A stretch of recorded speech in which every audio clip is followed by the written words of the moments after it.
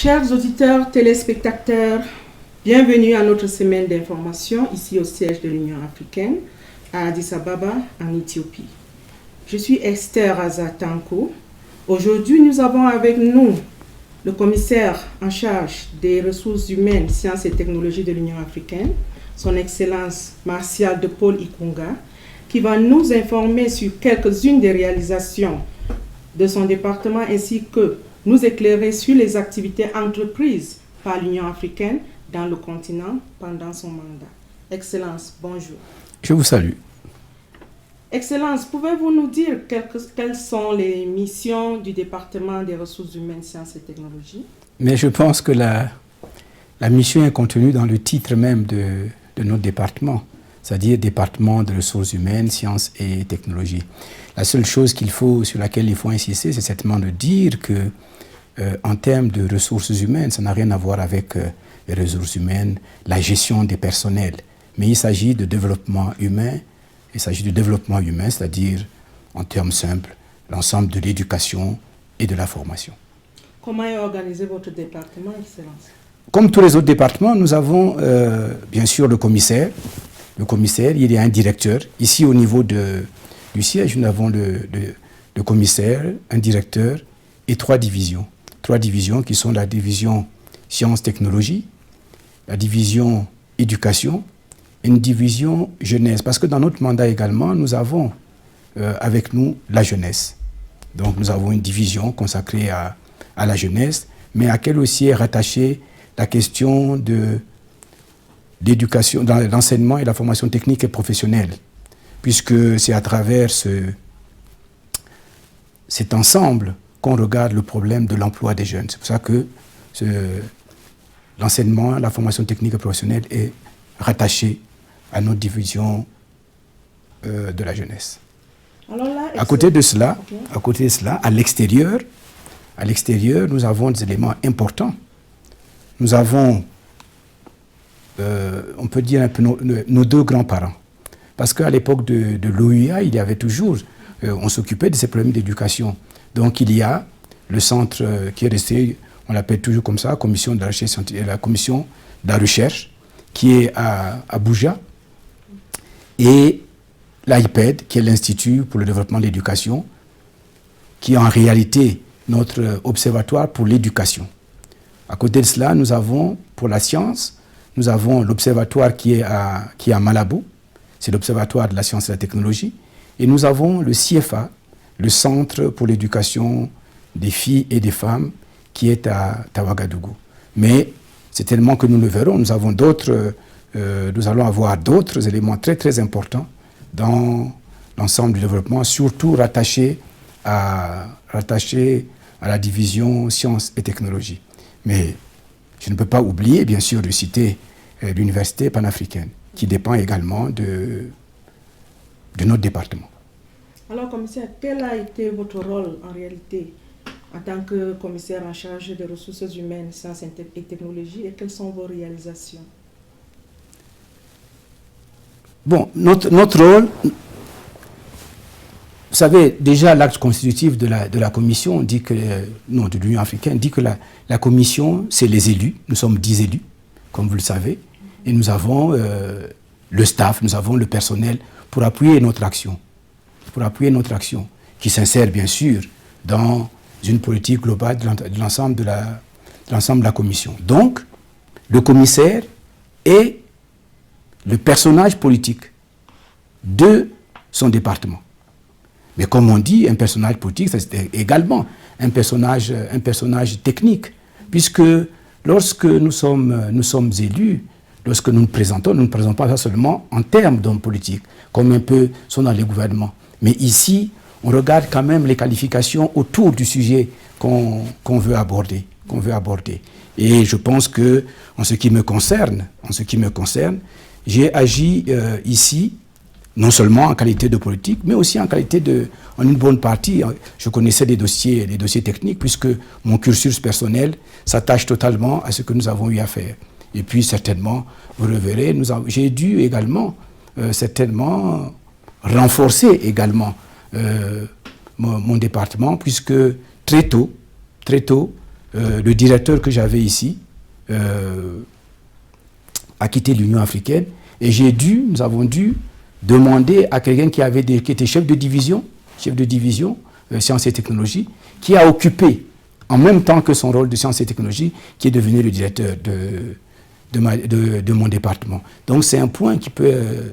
nous avons ressenti le coup, mais nous avons su combler cela, et je pense certainement à cause de mon propre cursus. Excellence, quels sont donc les acquis dont vous êtes fiers depuis votre élection à ce poste? Vous savez, nous risquons de prendre tellement de temps. Alors je vais le prendre, si vous voulez, je vais le prendre en termes de façon thématique. De façon thématique, je vais le prendre division par division. Et puis je vais prendre vraiment les grandes lignes, parce que si on descend beaucoup trop bas, il nous faudra trop de temps pour certainement en parler. La première chose, c'est au niveau, nous allons prendre donc la science et la technologie. Je pense qu'un élément très très important, c'est que nous avons pu faire adopter la stratégie continentale pour la science, la technologie et l'innovation. Le point important de cette stratégie, parce que quand j'arrive, on est en train de parler de ce qu'on appelle le plan consolidé. Le plan consolidé de la science et la technologie, parce que le mandat du NEPAD et le mandat de la Commission étaient différents. Mais on a dû les mettre ensemble. Et quand on les a mis ensemble, on a consolidé le mandat de ce que le NEPAD avait fait en matière de sciences et technologies et ce qu'on faisait ici. Et quand je suis arrivé, nous avons estimé qu'il fallait proposer réellement une stratégie. Et puis la position que nous occupons, le nombre de personnels que nous avons ici, nous n'avons pas les possibilités de mettre en œuvre directement sur le terrain. Et puis ça, c'est un problème, je pense que c'est un problème de naissance. Nous ne sommes pas un territoire en tant que tel. Nous définissons une politique que les chefs d'État adoptent, et puis nous travaillons avec les États, nous travaillons avec les régions pour mettre en œuvre cela. Donc nous avons adopté la stratégie continentale de la science et la technologie pour montrer essentiellement la première chose à quoi ça sert la science et la technologie. Nous voulions montrer que c'est un instrument, c'est un outil. Et ce qui a fait développer les autres, c'est qu'ils ont compris que la science et la technologie était un outil important, un outil essentiel. Mais quand vous avez l'outil, ça ne suffit pas. Vous pouvez avoir un outil, mais vous savez, nous parlons avec vous, vous faites un métier. Mais si je veux devenir boucher, ou bien si je prends un beau couteau, je le pose ici, je ne sais pas être boucher, ça ne servira à rien. Donc il faut une formation. Vous pouvez avoir l'outil, il faut avoir la formation pour savoir utiliser votre outil.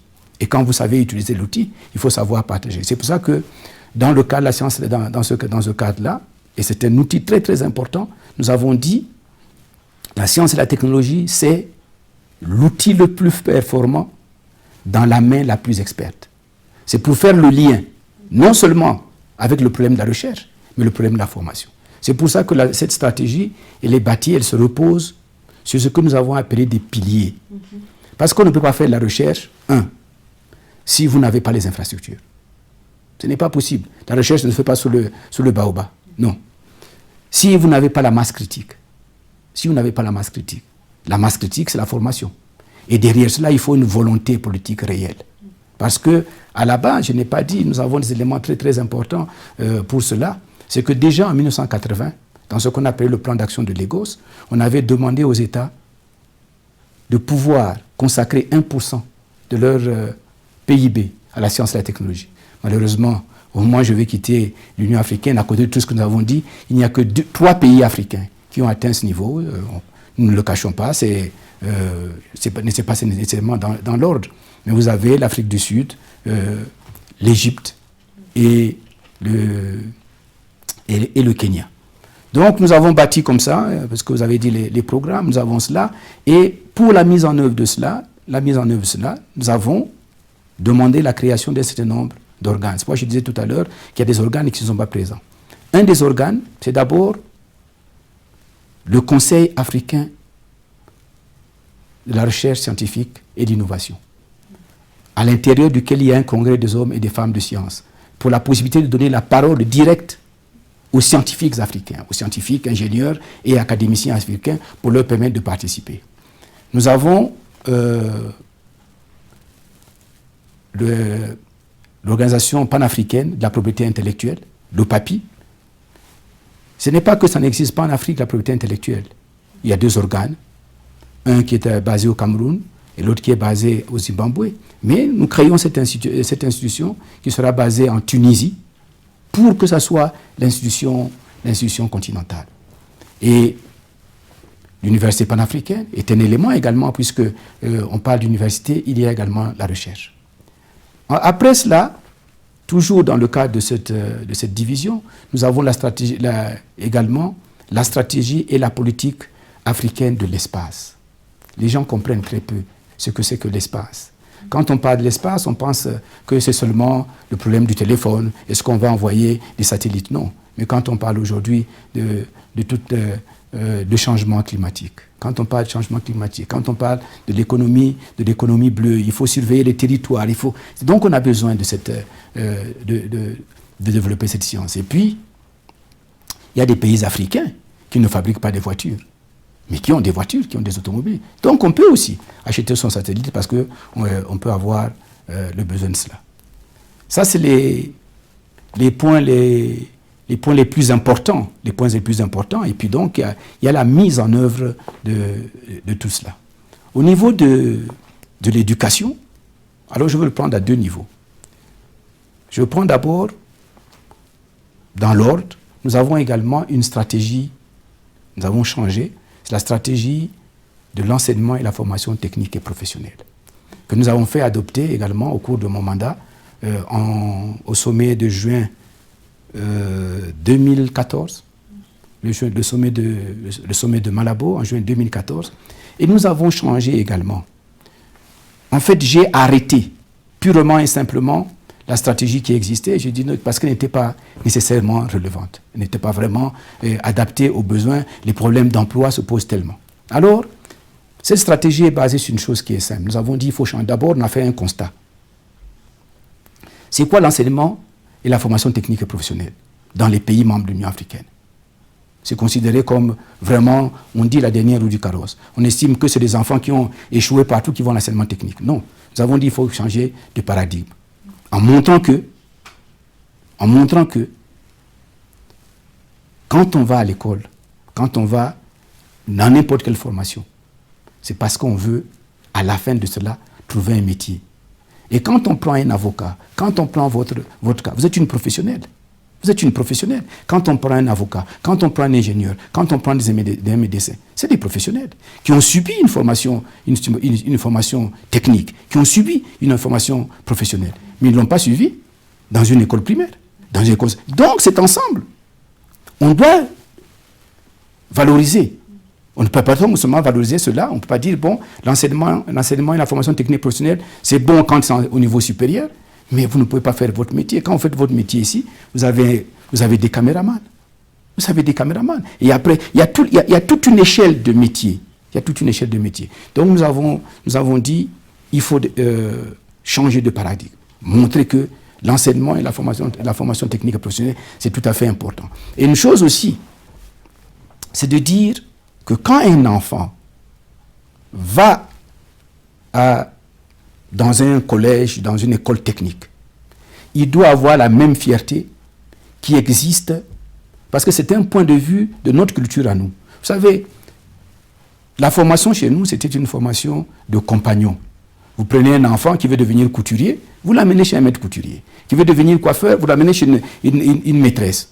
Mais quand cet enfant va chez le couturier, dans son esprit, il sait qu'il ne va pas rester élève.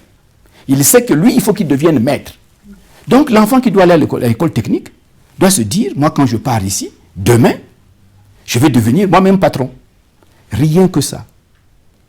Un enfant qui va à l'école en disant que maintenant quand je pars à l'école, je vais devenir patron. Parce que vous, quand vous rentrez à l'école de journalisme, vous dites, je rentre à l'école de journalisme parce que je veux sortir de là, je serai journaliste à tel niveau. Mais il faut que cette fierté soit aussi l'ensemble de l'école. Donc ça, c'est un élément tout à fait important dans la stratégie que nous avons apportée. On peut bien sûr apporter d'autres choses. dans la mise en œuvre de ces éléments. Maintenant, je veux venir au point de l'éducation elle-même. Sur l'éducation, nous avons fait comme la synthèse également. Nous avons eu la chance, c'est que quand j'arrivais, la deuxième décennie de l'éducation s'achevait en 2015. Nous avons la chance, la deuxième décennie d'éducation s'achevait en 2015. En 2015 également, c'était la fin des OMD. Donc on adoptait les objectifs de développement durable. Donc nous avons participé à cela et nous avons dit qu'il faut bâtir une stratégie continentale de l'éducation. Et nous avons changé là également aussi la perception des choses. Parce que généralement, quand on parle de l'éducation, on ne voit que, on voit les programmes. On voit les programmes. Est-ce que les programmes sont bons? Est-ce que... C'est dit oui. Nous allons regarder les programmes, mais il y a aussi l'environnement scolaire. Je vais vous prendre le cas des jeunes filles. Les jeunes filles, on remarque que quand on arrive au primaire, généralement, le nombre de jeunes filles est parfois même plus important que celui des garçons. Plus on monte, plus ça descend. Leur nombre monte de descend. Mais je vais vous prendre un cas simple. Quand les jeunes filles commencent à atteindre un niveau, pas où elles deviennent femmes, non. Où elles ont besoin d'avoir des toilettes correctes pour se changer. Mais si ces toilettes n'existent pas à l'école, la jeune fille va abandonner l'école. Donc vous voyez bien qu'elle abandonne l'école pour des raisons qui ne sont pas des raisons scolaires. Nous avons, à l'intérieur de la stratégie continentale d'éducation, vu des questions comme l'alimentation scolaire. L'alimentation scolaire. Mais en termes d'alimentation scolaire, nous avons seulement dit, poser le paradigme en disant ventre affamé n'a point d'oreille. Mais vous ne pouvez pas demander à un enfant qui n'a pas mangé de suivre le maître qui parle à l'école. Non, il ne peut pas. Et nous avons eu la chance, au cours de cette année d'ailleurs, le 1er mars maintenant, a été institué comme la journée africaine de l'alimentation scolaire, basée sur les productions locales. Donc ce n'est pas seulement un problème scolaire, mais c'est un problème qui va toucher le monde agricole. Et sur le monde agricole, puisque nous parlons de ça, je vais revenir sur le problème de l'enseignement et la formation technique et professionnelle, parce que nous avons dit également que regardez les métiers que ça peut produire. Et dans notre démarche, nous avons dit, vous prenez un légume qui part dans le jardin d'une potagère. C'est un petit légume. Mais ce légume-là peut se retrouver sur la table du président de la République. Vous voyez le chemin que ça parcourt? Ça peut passer par le marché, mais pour passer par le marché, vous avez des réfrigérateurs, vous avez une partie on peut le traiter. Donc, il y a tous ces métiers qui peuvent se développer derrière. Nous avons également, à l'intérieur de la stratégie continentale d'éducation, vu des problèmes comme les infrastructures scolaires. Et c'est un rêve de faire de sorte que demain, aucun enfant africain ne puisse se dire « je m'en vais à l'école » en étant assis par terre. Je suis allé dans un pays que je ne citerai pas. C'était la première fois que je vois cela. On trouve des pays où on dit qu'il y a des classes à mi-temps. On va le matin, on va l'après-midi. Mais dans ce pays, il y a 3 temps. Les enfants vont à l'école à 5 heures du matin. Et ils finissent l'école à 18 heures. Parce qu'il faut donner le temps à tout le monde de changer. 3 vagues. Et les enfants sont assis par terre. Je considère que c'est la honte absolue pour notre continent. Je considère que c'est la honte absolue de notre continent. Et c'est pour ça que nous avons parlé des infrastructures. Et à travers ces infrastructures, nous avons demandé que chaque pays devait prendre une loi pour protéger les infrastructures scolaires. Parce que notre pays, dans notre continent, il y a beaucoup de conflits. Mais quand vous regardez les conflits de notre continent, l'école souffre toujours. Parce que dès qu'il y a un conflit, les gens ils fouillent, ils vont dans les écoles. On casse les écoles parce qu'on doit habiter, ou on casse pas seulement les bâtiments, mais tous les équipements sont démolis. Donc on pourrait protéger l'école. Un des éléments en question de stratégie continentale, parce que c'est ça aussi, c'est une décision de l'Union africaine. Il n'y a pas d'école correcte. Vous voyez, je vous ai parlé d'infrastructures, j'ai parlé des programmes. Mais il n'y a pas d'école correcte s'il n'y a pas d'enseignants. S'il n'y a pas d'enseignants. Moi, j'étais à l'école. Moi-même, je suis fils d'enseignant. Mon père, avant tout, était enseignant. Mais ce n'est pas pour ça. Mais quand moi, j'étais à l'école, celui qu'on appelait monsieur, Et celle qu'on appelait madame dans le village, c'était les enseignants. C'est monsieur et madame. C'était donc un titre, comme on disait, de docteur au médecin. Mais aujourd'hui, c'est rien. Une fois, j'ai vu une femme, j'ai vu une maman me dire un jour, mais monsieur le ministre, pourquoi vous n'embauchez pas mon enfant? Vous pouvez me le mettre, même instituteur. J'étais malheureux. J'étais malheureux de voir une maman dire, mettez mon enfant parce qu'il faut qu'il travaille, mettez-le même instituteur. C'est pour dire que ça dévalorisait la fonction, alors que c'est la fonction principale. Vous savez, vous êtes une dame. Et un des rôles premiers de la maman, bien sûr, après avoir mis l'enfant au monde, c'est d'éduquer cet enfant. C'est d'éduquer. Son rôle premier, c'est d'éduquer, d'élever son enfant. C'est d'éduquer cet enfant. Quand on dit à un enfant que tu es mal éduqué, vous n'insultez pas l'enfant, vous insultez ses parents. Donc, l'enseignant. Et nous avons réussi. Et ça, je pense, c'est un élément important. Ça peut passer, mais c'est un élément important. Les chefs d'État et de gouvernement de l'Union africaine ont pris la décision de demander à l'Union africaine de faire une étude sur la formation et les conditions de vie et de travail. Parce que généralement, on regarde que les conditions de travail, mais les conditions de vie, des enseignants. Et je suis très, très heureux que nous aurons pas eu l'occasion d'en parler, parce que, vous voyez, une partie de nos programmes n'ont pas les financements. Et cette étude, fort heureusement, nous avons trouvé un de nos partenaires qui a accepté de financer. Et pas plus loin que hier, ils ont fini hier. C'est à partir d'hier, vous voyez, entre juin 2014 et maintenant, c'est maintenant que nous lançons l'étude, que nous avons pu avoir l'ensemble des financements. Mais c'était un point très, très important. Et à la fin de le mois prochain également, avec l'aide de l'UNESCO, nous allons avoir ici, parce qu'ils ont fait un travail dans ce cadre pour connaître les conditions de formation. De bons enseignants, mais qui vivent bien.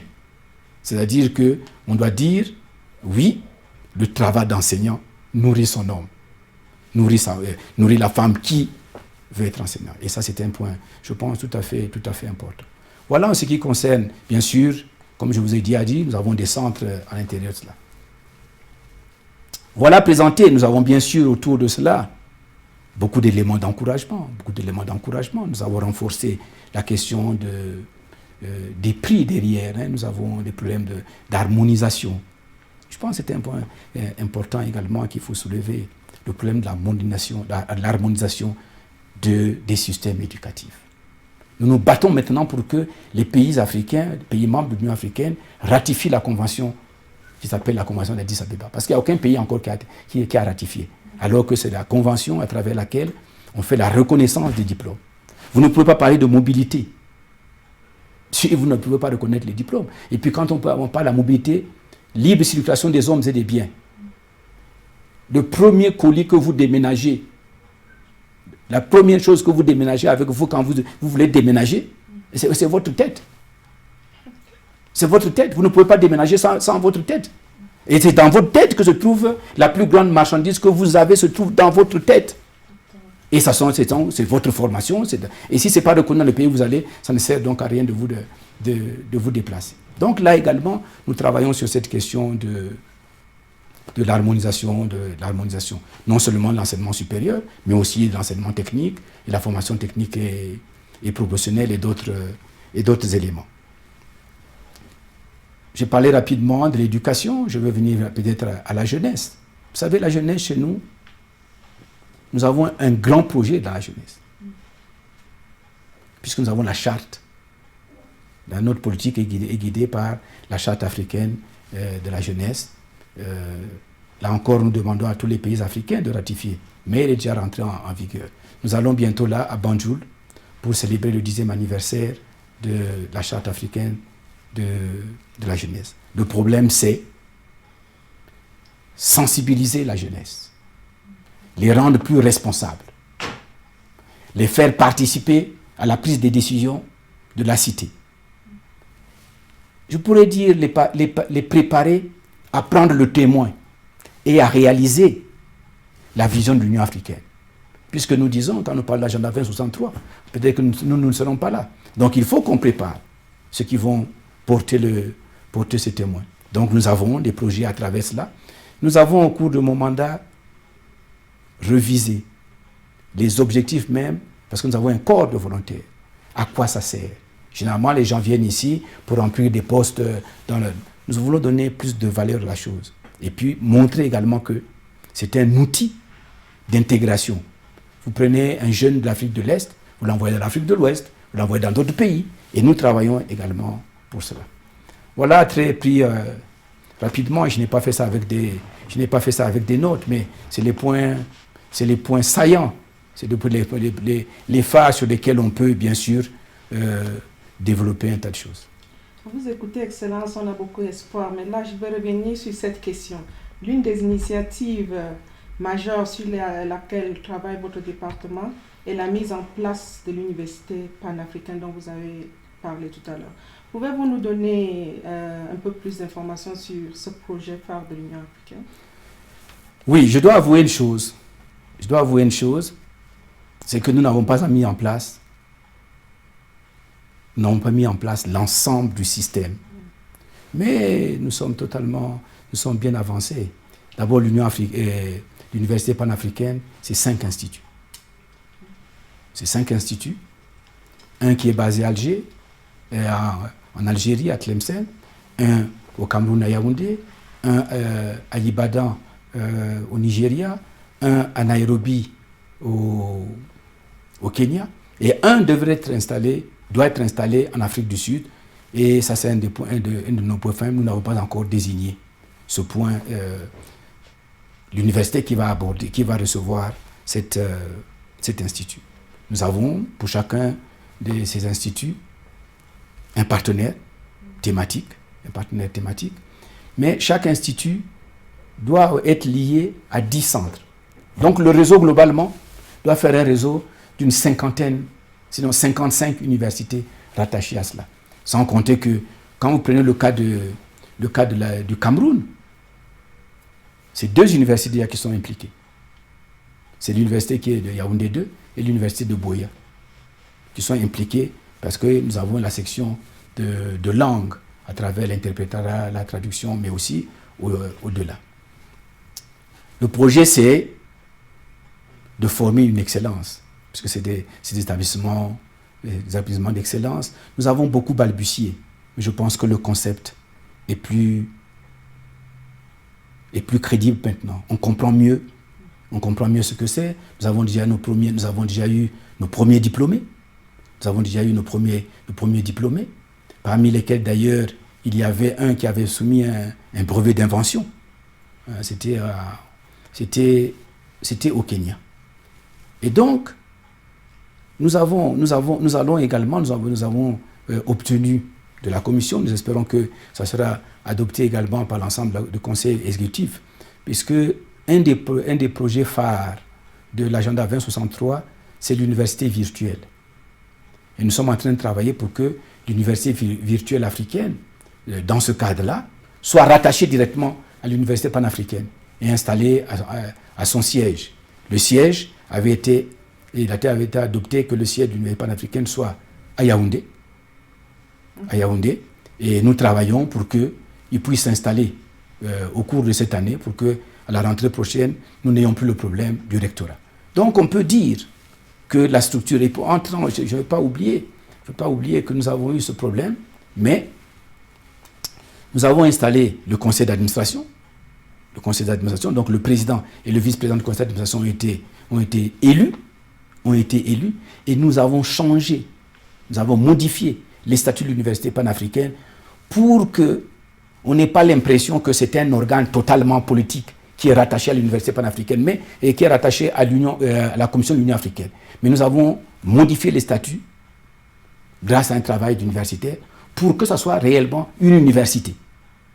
Et ça aussi, c'est un élément très très important que nous avons pu réaliser. Je pense que l'université panafricaine est mise sur un piédestal et pourra avancer sans aucun problème.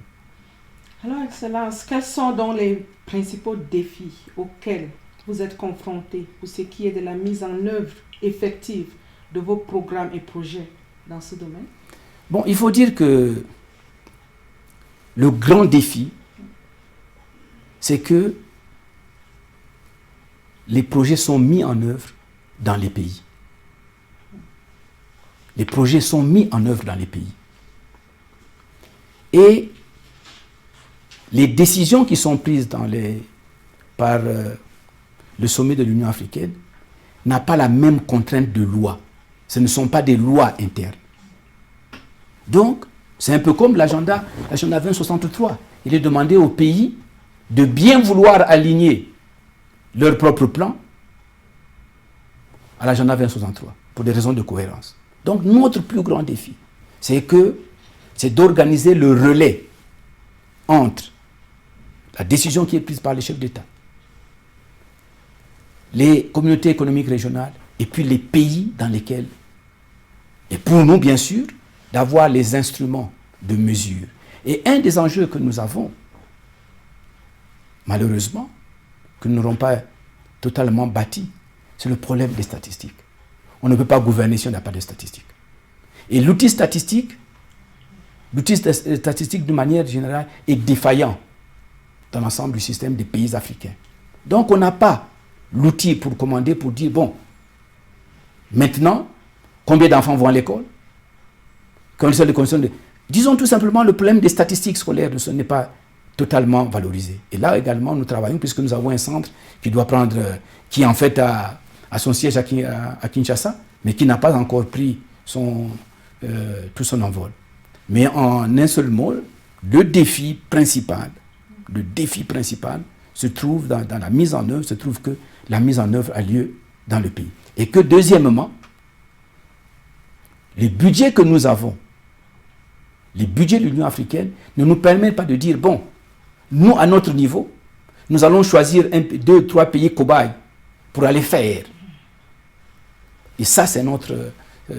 bon, nous réussissons à le faire quand c'est des programmes qui rentrent en relation avec également, qui rentrent dans le cadre de relations que nous avons avec quelques-uns de nos partenaires. C'est ce que nous sommes en train d'essayer de faire maintenant avec un gouvernement, le gouvernement d'un pays européen, pour regarder comment mieux installer la question de l'enseignement et la formation technique et professionnelle dans nos pays pour créer plus d'emplois.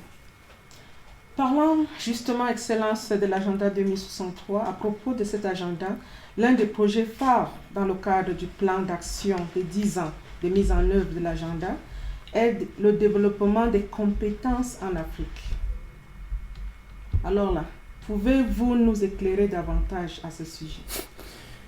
Mais je peux repartir. Vous savez, là, quand vous prenez l'agenda 2063, j'aurais pu dire, repartons sur la vision de l'Union africaine. C'est des éléments qui sont importants. Vous avez la vision de l'Union africaine et puis vous avez la position commune africaine. Et ça, c'est quand on est allé pour défendre nos positions à l'ONU dans le cadre de l'adoption des ODD. La vision de l'Union africaine, c'est, je prends par le bas, en disant, parce que la dernière ligne, c'est de dire, on veut une Afrique qui soit dirigée, ou soit gouvernée par ses propres fils. Mais on ne va pas chercher. Et quand on veut en plus que l'Afrique doit arriver à un niveau où elle doit compter sur l'échiquier mondial. Pour le faire, il faut donc une élite. Pour le faire, il faut une élite. Et la responsabilité de mon département. Parce que vous m'avez demandé au départ quelle était la mission. Et voilà la mission de mon département, c'est d'apporter les ressources qui permettront à l'Afrique de réaliser cette vision. Et parce que l'agenda 2063 n'est que l'expression, la mise en œuvre de cette vision. Et derrière cela, quand vous regardez les stratégies dont je vous ai parlé, que ce soit la stratégie de la STISA, d'ailleurs la STISA avait été la première des stratégies que nous avons lancées dans ce cadre, que vous prenez la STISA, la stratégie sur la science et la technologie, la stratégie de l'enseignement et la formation technique et professionnelle, que vous prenez celui de l'éducation, but réel, comme j'ai dit, c'est de satisfaire le développement humain et apporter les ressources humaines. dans le cadre de, je veux revenir sur ça, dans le cadre de la stratégie, par exemple, de la stratégie de la science et la technologie, nous avons des priorités. Une de ces priorités dit, il faut appel à s'enrichir. Il faut créer la richesse. Et dans cette richesse, ce n'est pas seulement les ressources naturelles. D'ailleurs, à quoi servent les ressources naturelles si ce sont pour une industrie d'extraction? Donc, créer la richesse, c'est avoir les ressources humaines, et avoir les ressources naturelles, mais d'avoir les ressources humaines. Donc, c'est une responsabilité. C'est une responsabilité. Et c'est pour ça que nous, on a découpé, quand vous regardez les stratégies dont je vous ai parlé, puisque quand on a lancé l'agenda 2063, on a parlé d'abord, regardons les 10 premières années. C'est pour ça que la STISA s'appelle STISA 2024. C'est la première décennie. La stratégie continentale de l'éducation, nous l'avons appelée à CESA 16-25. Nous sommes arrêtés exprès, même si pour nous c'est une réponse à l'objectif 4 des ODD, qui dit, parce qu'au niveau mondial on a dit 15 ans, et on dit agenda 2030. Nous avons fait exprès, nous sommes arrêtés à 2025, en regardant l'expérience qu'on avait déjà eue avec les OMD, qu'on avait mal évalué. Donc nous on s'est dit, on s'arrête en 2025, on fait l'évaluation. On fait l'évaluation et on regarde ce qu'il faut corriger. De sorte que l'Afrique, quand on arrive en 2030, ait des résultats supérieurs que lorsque nous avons fait les OMD. Excellence, à votre avis donc, quelle stratégie vous pensez devrait être adoptée par l'Union africaine pour veiller à ce que tout ce que vous venez de dire là soit une réalité? La première chose, ou bien la chose, c'est la volonté des États. Rien ne peut se faire sans la volonté des États. Parce que, vous voyez, l'Union africaine n'est pas comme un certain nombre d'autres unions. Nous ne sommes pas le 55e État de l'Union. Nous ne sommes pas le 55e État de l'Union. Il y a 54 États membres. Nous ne sommes pas un 55e. Nous ne prenons pas les décisions qui sont coercitives, je pourrais dire. Donc on demande, c'est pour ça que la volonté des États est tout à fait importante. La volonté des États. Il faut que les États comprennent que c'est à eux de financer l'Union africaine. Les programmes que nous avons ici, vous savez, vous connaissez notre budget. Ce n'est pas un secret. On pourrait dire que je vais dévoiler un secret. Non, ce n'est pas un secret. Une grande partie de notre budget est financée par les partenaires. Donc il faut que les pays africains travaillent pour que l'Union africaine, pour mieux s'approprier l'Union africaine.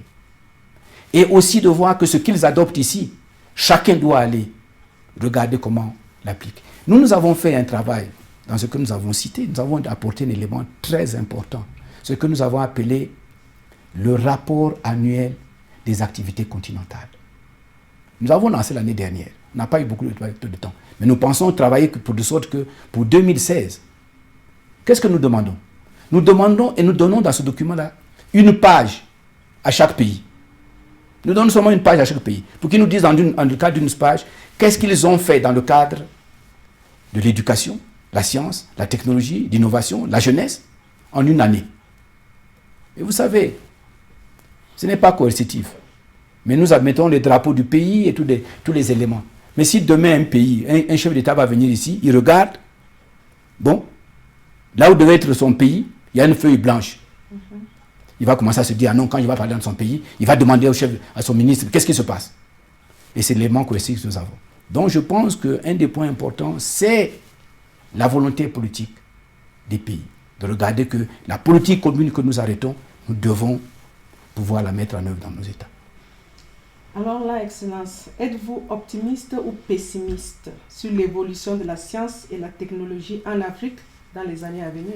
Quand vous avez commencé votre question, j'ai eu peur. Mais j'avoue que le monde, c'est l'évolution. Le monde, c'est l'évolution. Nous sommes condamnés Nous sommes condamnés à faire de sorte que la science, la technologie se développe dans le pays. Sinon, notre société va mourir. Vous savez, la fracture, on parlait avant de fracture informatique et tout. Mais effectivement, l'évolution est grave. Il faut rapidement. Nous pouvons faire des grands pas, nous pouvons faire des pas de géants. Nous n'avons pas besoin de reconstruire l'histoire comme les autres ont fait. Et donc, il n'y a pas de raison. C'est pourquoi je parle de volonté politique. Et il y a un certain nombre de pays que je ne veux pas citer, qui ne sont pas nécessairement les plus grands, qui montrent une certaine volonté, une certaine capacité à vouloir se maintenir à un certain niveau. Par exemple, nous avons parlé de cette question. Imaginez-vous, 1980. En 1980, le plan d'action de Lagos disait que si un pays ne donne pas une place prépondérante à la science et à la technologie, ils ne pourront pas avancer. Le président Kwame Nkrumah, c'est pour ça d'ailleurs que je n'ai pas cité cela dans ce que nous faisons, le président Kwame Nkrumah, dans son premier discours à la création de l'OUA, n'est-ce pas, dit que la science et la technologie ont même la capacité de transformer le désert du Sahara en un vaste champ verdoyant. Vous vous rendez compte? Aujourd'hui, 53 ans plus tard, nous sommes en train de parler de changement climatique. Mais parce qu'on n'a pas fait attention. Nous sommes en train on regarde avec frayeur l'assèchement du lac Tchad. Parce qu'on n'a pas donné toute la place qu'il fallait à la science, la technologie et certainement l'innovation. Donc nous allons dire que vous êtes optimiste. Je suis totalement optimiste parce que nous sommes condamnés à le faire. Okay. Avez-vous donc la satisfaction excellente sur le travail accompli? Quel est l'impact sur le terrain? Oh oui. Je pense que,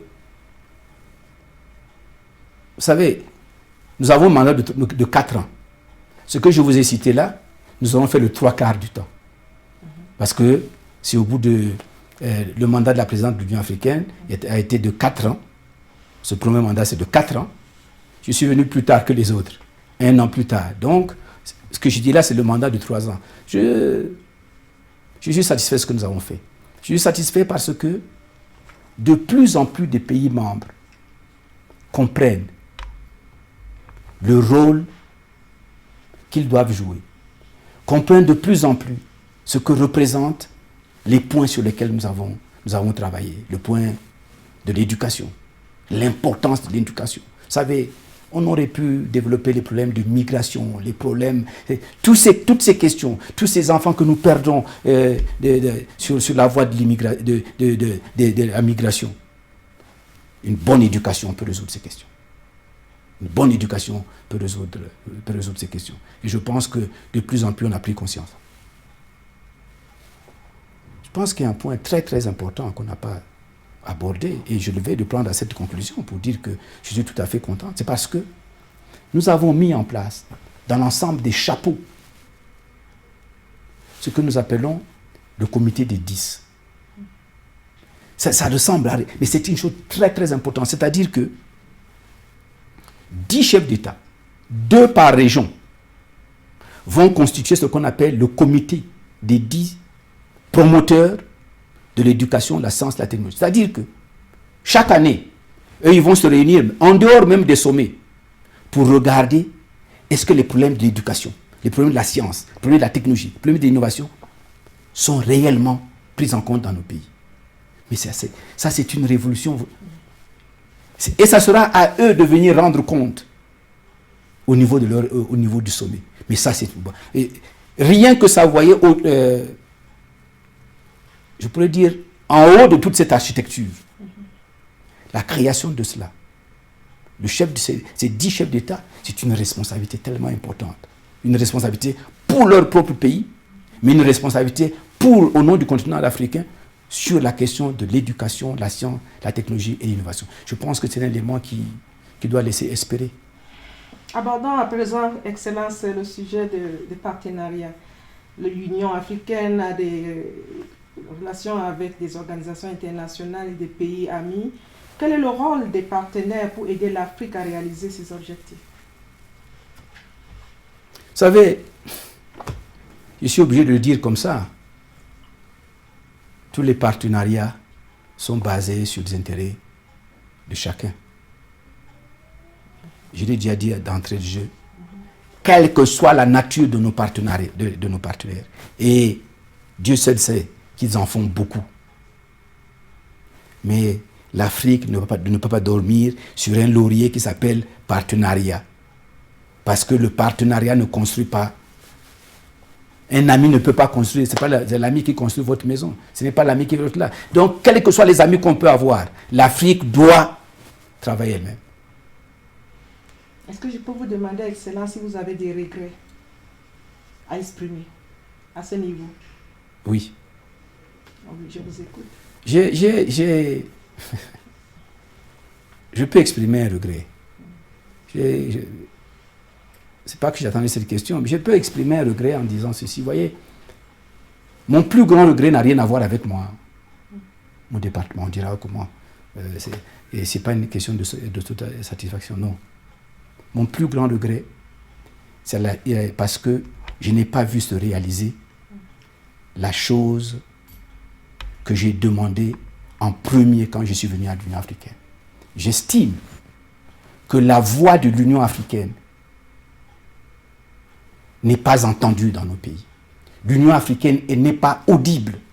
Et j'ai bien aimé d'ailleurs quand j'aurais pu dire que vous avez donné un petit sourire à ce regret. Parce que vous avez dit, chers auditeurs, on peut se demander quels auditeurs.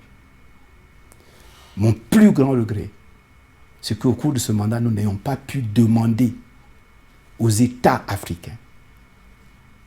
Et je veux que vous le relayez à travers. La question, c'est de demander aux États africains de consacrer sur leurs médias nationaux 30 minutes par semaine, ce n'est pas beaucoup, 30 minutes par semaine qu'ils vont accorder à l'Union africaine. Pour que l'Union africaine puisse passer votre journal. Pour que l'Union africaine, dans la langue de ces pays. Et vous savez, 30 minutes par semaine, ça peut être 10 minutes 3 fois par semaine. Avec un jingle particulier. Les gens vont se dire, ah, l'Union africaine, ça existe. Donc mon regret, peut-être mon plus grand regret, c'est que, parce que je suis allé tout récemment parler aux parlementaires du Parlement panafricain et j'ai constaté qu'une bonne partie de ce que nous disions, même les partenaires, même les parlementaires n'étaient pas au courant. Mais si nous avions une radio, si ce que vous faites là, si nos activités étaient diffusées 3 fois par semaine, 10 minutes seulement, ces gens-là apprendraient à connaître l'Union africaine. Et ça, c'est certainement mon plus grand regret. Le reste de regret, comme je dis aussi, ce n'est pas nécessairement quelque chose que nous avons eu ici. C'est un problème interne à l'Union. Nous devons améliorer le management de notre Union pour faire de sorte que le travail soit mieux partagé, la compétence soit une question réelle et que chacun se sente réellement impliqué. Réellement impliqué. Vous voyez, on ne peut pas attendre 1 an, 2 ans pour voir un directeur nommé. Et c'est pour ça que vous avez parlé de l'Université panafricaine. Au bout de 3 ans, de mandat, nous n'aurons pas réussi à nommer le recteur de l'Université panafricaine.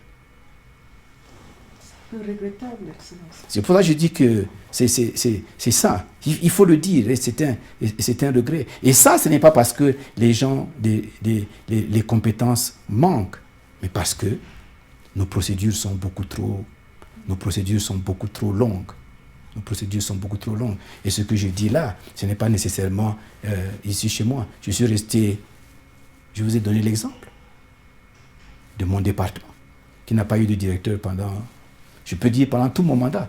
Je suis resté un commissaire sans directeur. Et je le dis, ce n'est plus un regret puisque le mandat se termine. Mais on ne peut pas continuer ainsi. Il faut avoir du personnel efficace. Parce que je ne pense pas que nous ayons réellement des problèmes de rémunération en tant que tel, mais des problèmes des personnels qui soient efficaces. Et aussi, c'est peut-être un autre élément de regret. J'aurais bien voulu que la notion de sanction, c'est-à-dire celui qui vient sans rien faire, nous avons la possibilité de le remercier directement. De dire, bon, comme vous nous voulez, allez vous asseoir chez vous. Mais là aussi, c'est un point sur lequel nous devons améliorer nos conditions de travail. C'est sûr que nos auditeurs vous écoutent et les pays membres aussi vous écoutent, Excellence. Bon, comme nous tirons vraiment vers la fin de cette interview, Excellence, avez-vous des pensées de clôture, un message pour les auditeurs qui nous suivent en ce moment? Vous savez, mon seul point, c'est de dire, il y a un avantage certain. Lorsque vous parlez aux gens qui sont hors de notre continent, ils disent l'Afrique. Ils pensent que l'Afrique, c'est un seul pays. Et bon, des fois, nous nous fâchons. Nous trouvons que ce n'est pas bon. Mais je pense que c'est aussi également un avantage. C'est également un avantage. Ça qui montre que l'Afrique est une. L'Afrique est une. Et je me suis promené dans les pays africains pour constater que vraiment, l'Afrique est une. Et c'est un atout formidable. C'est un atout formidable que l'ensemble des dirigeants africains devraient mieux intégrer. Mieux intégrer. Quand ils auront mieux intégré cela, ils comprendront mieux la place que peut occuper l'Union africaine, qui est une organisation, je pense, unique en son genre dans le monde, qui est une organisation unique en son genre. Et en ce moment-là, nous donnerons plus de place. Nous donnons plus de place à l'Union africaine et le problème d'intégration et de l'unité africaine que les pères fondateurs, c'est parce que c'était leur rêve d'avoir l'unité africaine, pourra se constituer. Excellence, merci d'avoir accepté de faire cette interview avec la direction de l'information et de la communication de l'Union africaine. Vous êtes un des départements les plus importants, non seulement à l'Union africaine, mais dans l'ensemble de notre pays, de nos pays, parce que nous n'avons pas assez dit.